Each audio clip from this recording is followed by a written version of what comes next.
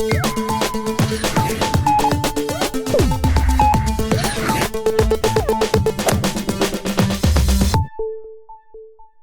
you doing? I'm Kenny Joya.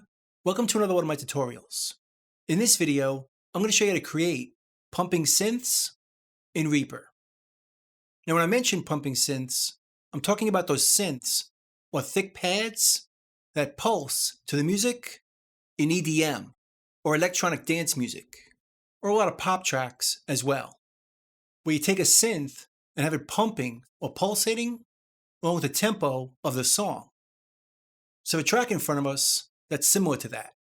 That has a pad and a kick drum playing 4 on the floor, meaning quarter notes on every beat. So here's our pad.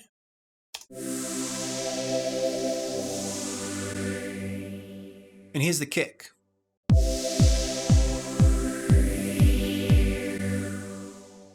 So what we want to create is a pulsating rhythm where the kick drum triggers that thick pad.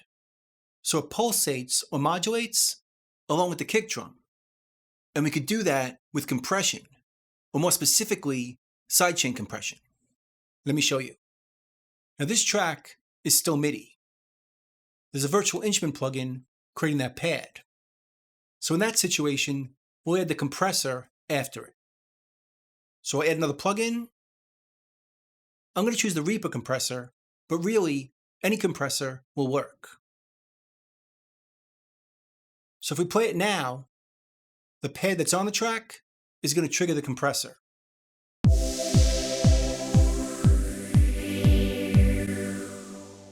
We don't want that.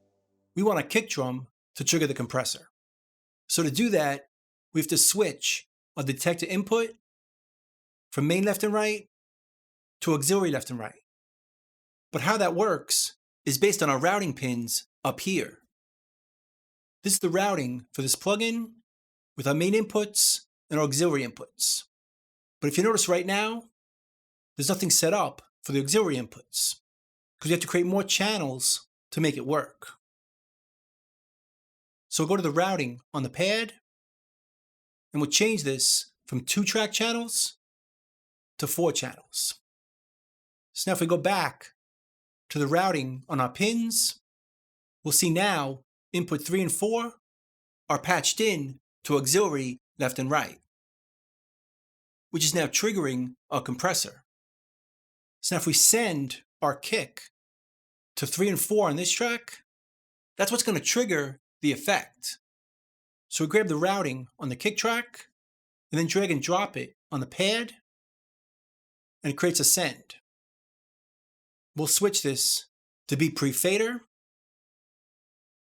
This way the volume of this track, the kick track, isn't going to matter.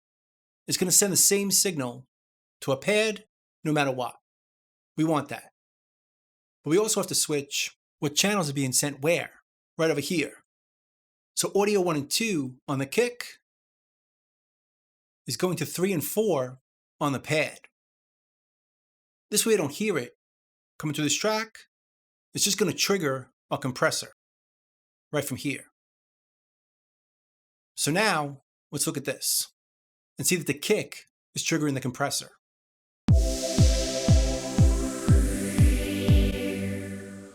Now it's working. Now there's a shortcut to avoid all this pin routing. Let's delete that send, and let's switch the track back to only 2 track channels, the way it started.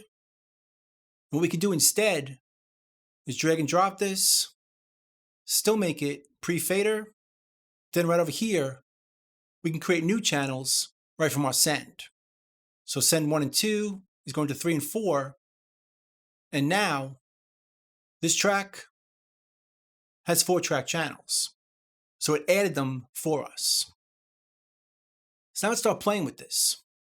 We can start off with the release as fast as possible, and we can play around with the attack as we bring down the threshold.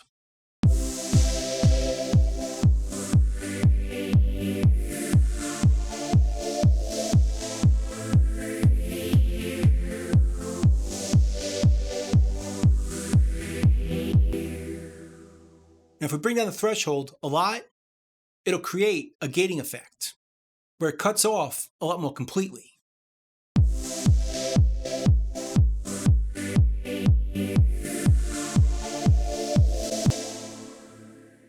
But if we back off, it's a lot smoother.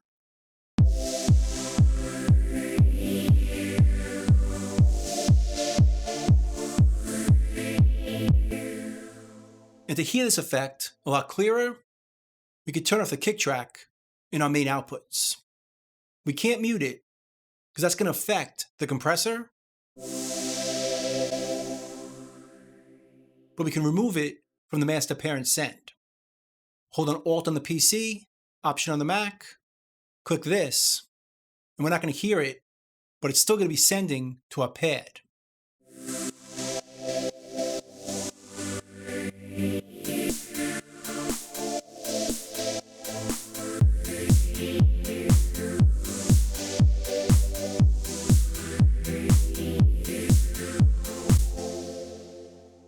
It's a pretty cool effect, and it's going to work with any pad that you may have, whether it be softer or more aggressive. And I should also mention, there's a much quicker way of doing this.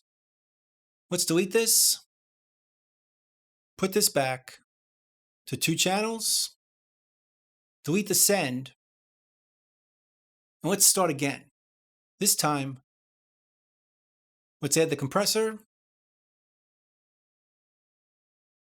and instead of messing with the pins or adding them when we create our send, we could drop a send right in this plugin. Go to our kick and just drag and drop it right to the compressor plugin. And this does most of that automatically. We still want to switch this to pre-fader, but it automatically sends audio 1 and 2 to 3 and 4. And it added those 2 extra channels. So it's a lot quicker. I just wanted to show you all that so you understood how it worked. But it's a lot quicker just to drag and drop it right to the plugin to create a sidechain. Then we still got to switch it over here and adjust the preset to create the pumping effect.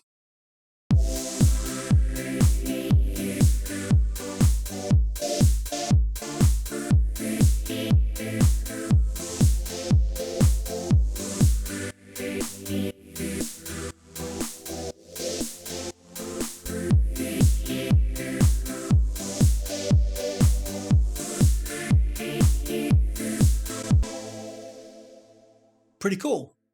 I should also mention that when I usually set this up, I create a separate kick just for triggering my synth. This way I could still mute this track without it affecting our sidechain. So create a separate kick or any percussive sound to create this effect and use a different kick in the actual mix. I just did it this way for simplicity. So that's pretty much it. That's creating a pumping synth in Reaper. I hope you learned something, hope you can use it, and I'll see you next time. Thanks.